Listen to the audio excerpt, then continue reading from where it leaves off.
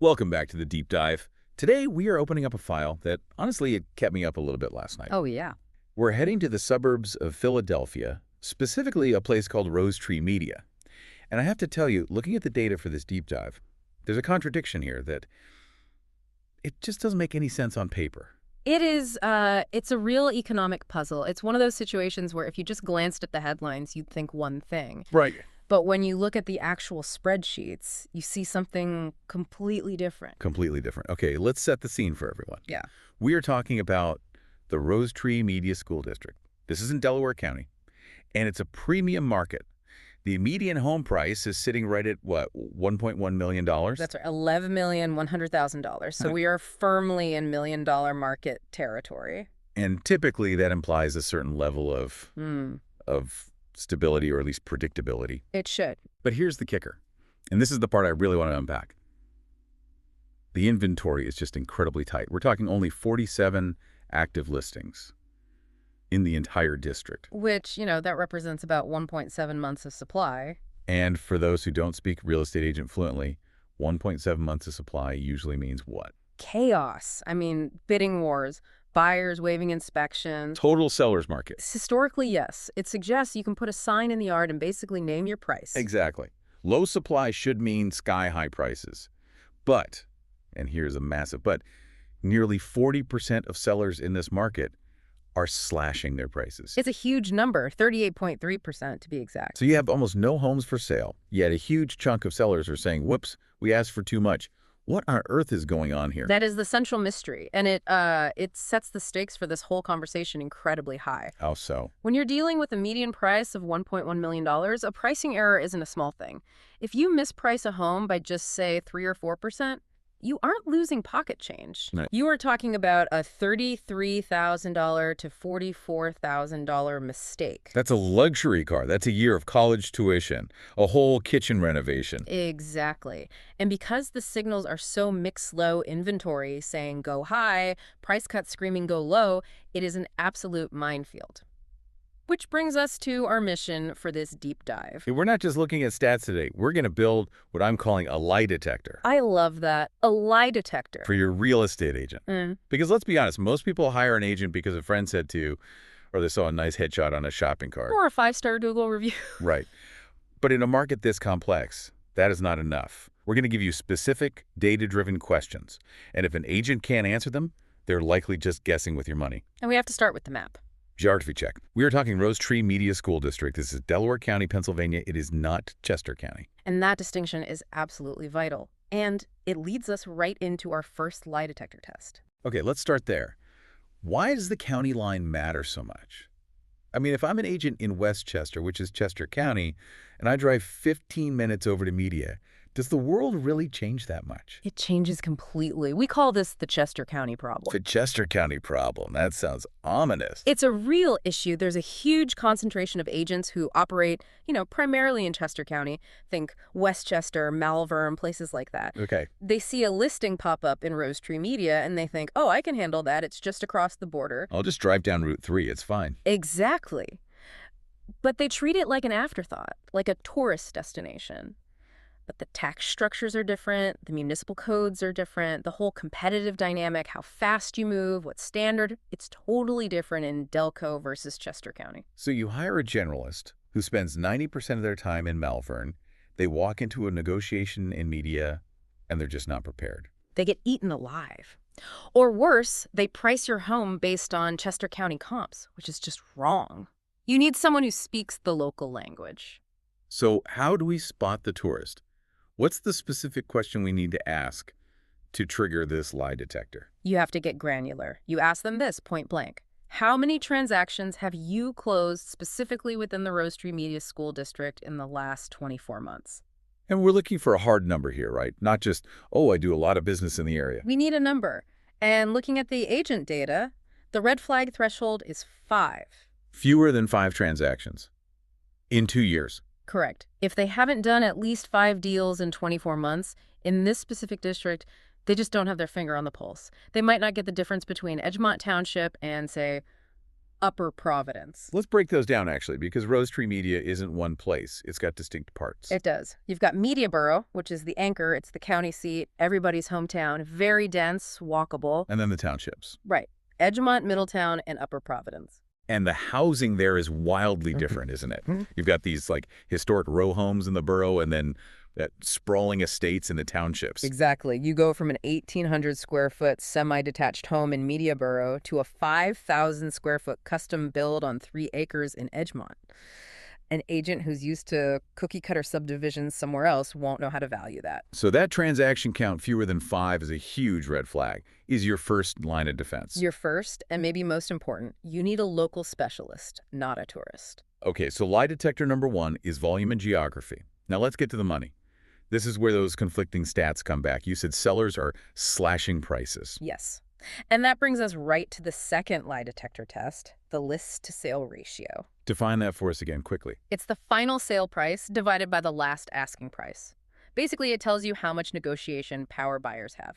100% means sellers get their asking price. And where is Rose Tree Media right now, early 2026? It's sitting at 96.3%. 96.3. Now, that might not sound terrible, but in our data series for this area, that's low, isn't it? It's the lowest it's been in the entire series we analyzed. And to put that in perspective, at a median price of $1.1 million, a 96.3% ratio means the average seller is accepting about $40,700 below their asking price. Wow.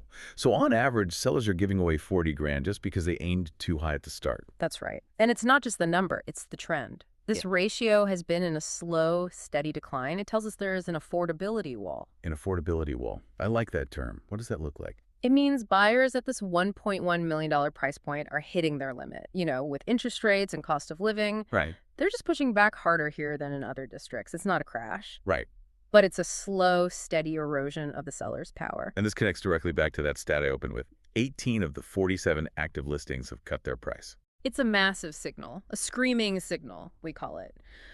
When almost 2 out of every 5 homes for sale have to reduce their price, it means systemic overpricing is happening. Agents are just ignoring that affordability wall. Okay, so here's the test. The agent is in your living room with a fancy presentation. You look them in the eye and you ask, what is the current list-to-sale ratio in Rose Tree Media, and how long has it been declining? Ooh, that's a tough one. It is. But if they don't know the number is 96.3%, or if they don't know it's been trending down, they aren't paying attention. They'll tell you, oh, inventory's low, we can ask for the moon. And based on the data, that's just the wrong answer. It's a dangerous answer. It's an answer that could cost you $40,000.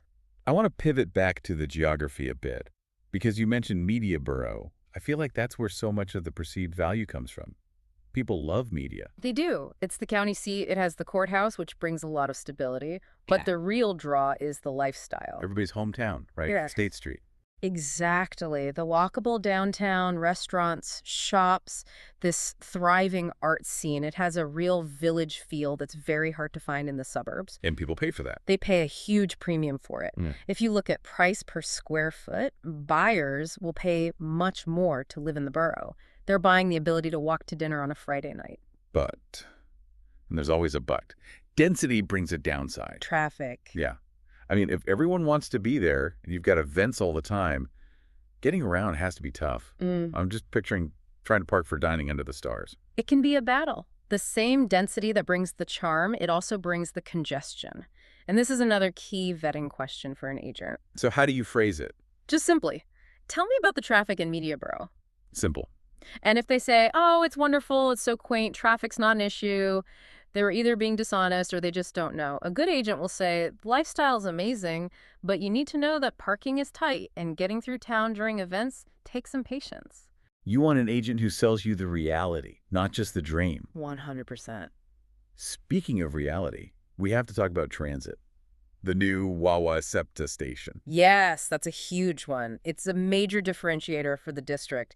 It really plugs Rose Tree Media into the Philadelphia job market. So is this a pure win for property values? Yeah. Usually train station nearby is a big PRO on the listing. It's nuanced. And that's why it's a good test. Hmm. On one hand, yes, it's a massive pro for commuters. It absolutely supports property values. Yeah. But new transit always brings trade-offs. It brings increased traffic near the station, parking demands, development pressure on the neighborhoods right around it. Right. If you live next to it, you might love the train but hate the 500 cars driving past your house at 7 in the morning. Exactly. And beyond the station, you've got these other massive changes. The Granite Run Mall redevelopment, the Franklin Mint area. These are huge projects. They're totally reshaping the area. They are. So if you're buying near one of those zones, you need an agent who knows the specifics. Is this construction going to boost my value with new amenities, or is the density going to hurt it? So if an agent just says, oh yeah, they're building something over there, that's not good enough. Not even close. They need to explain the trade-offs. If they can't, they're missing major forces that directly affect your investment. Now let's talk about the houses themselves, because when I think of this area, I don't think of new construction. I think of big trees and older homes. You're spot on. It's a market of mature neighborhoods. You're buying character. You are generally not buying a modern open floor plan. Which sounds lovely until you realize the plumbing is from 1975. Or the HVAC is on its last legs. And this is a huge factor in the pricing data we were just talking about. A huge spread between renovated homes and dated ones. Correct. Remember that 96.3% ratio? A lot of that discount comes from homes that are priced as if they're totally updated, when in reality, they need $100,000 of work. So sellers see their neighbor's place sold for $1.2 million, but that neighbor had a new kitchen and a finished basement. And they think, well, my house is the same size, ignoring their avocado green appliances. Exactly. And in a market where buyers are hitting that affordability wall, they are punishing dated homes. They can stretch for the mortgage, but they don't have the extra cash for a gut reno. So they just pass, or they bid way low. Precisely. So the question for your agent becomes, My house was built in 1975, and it needs updates. How exactly does that affect my price compared to a renovated home down the street? and you want a number. You want them to quantify that spread. If they can't do that math for you, you are setting yourself up to be one of those price reduction statistics. Which leads us perfectly into what might be the most dangerous trap in this market. We call it buying the listing. This is the trap that costs you time, money, and a lot of heartache. Explain how it works. Okay. You're a seller. You interview 3 agents. Agent A says your home is worth $1.1 million based on the data. Agent B says the same, $1.1 million. So far, so good. Then Agent C comes in. They tell you your house is stunning, and they say, I can get you $1.25 million. Your house is special. And of course, you want to believe that. You want to go with agency, because who doesn't want an extra $150,000? Right. They bought your listing by promising a price that the market simply will not support. And we know it won't support it because of all the data we just covered. Exactly. We know the ratio is 96.3%. We know nearly 40% of sellers are cutting their prices. So if you list at $1.25 million, you are just ignoring reality. But what happens? The house just sits there. It sits, it gets stale. The average time on market is already 131 days. That is a long time. You overprice it, you could be sitting for 6 months. And eventually you have to cut the price anyway, usually to below what the first 2 agents suggested, because now the listing has a stigma. What's wrong with that house? In fact, buyers get suspicious. So how do you stop an agent from doing this? What's the script? You ask them this very directly. If nearly 40% of sellers in this market have already cut their price, why do you believe we can price above the comps? What specifically makes our home different from the 18 that already had to reduce? That is a direct hit. You're forcing them to justify their optimism with cold, hard facts. And if they don't have facts, if all they have is fluff, you do not hire them.